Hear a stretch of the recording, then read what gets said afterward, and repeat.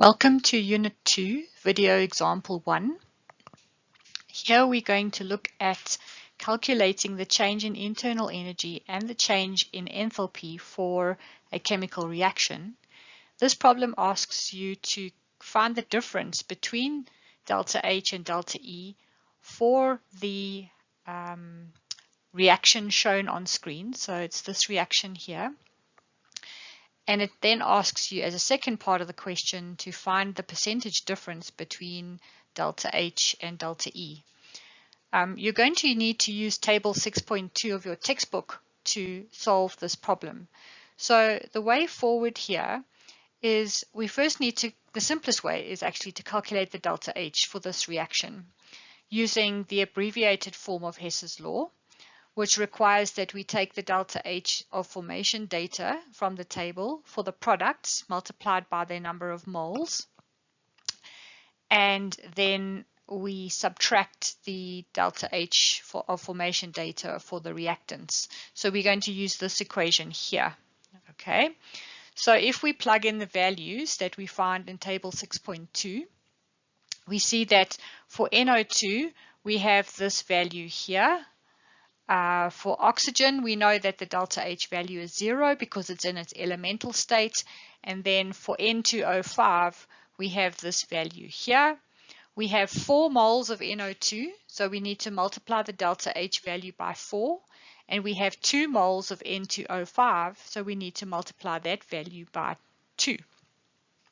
Once we solve the equation, we find that the delta H value that we get is 113 kilojoules. All right, so that takes care of the delta H value.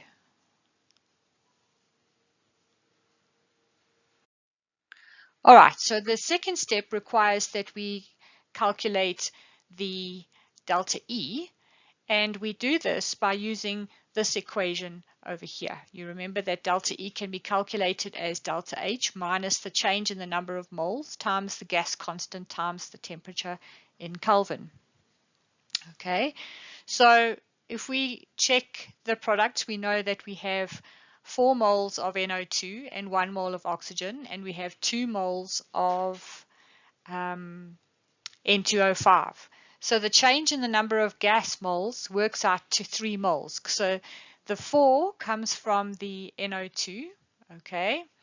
The 1 comes from the oxygen, and the 2 comes from the N2O5. You can go back on your question to see where I got these. So this is a product, this is a product, and this is a reactant, okay? So we sum the number of moles of products, and then we subtract the number of moles of reactants. So 4 plus 1 is 5, minus 2 is 3. That is how we get to that stage there. Okay, and then we can calculate delta E using the equation, using the gas constant value in joule per Kelvin mole. Okay, we must use it in the correct form. And we know that the temperature is at 25 degrees, which is 298 Kelvin. Okay.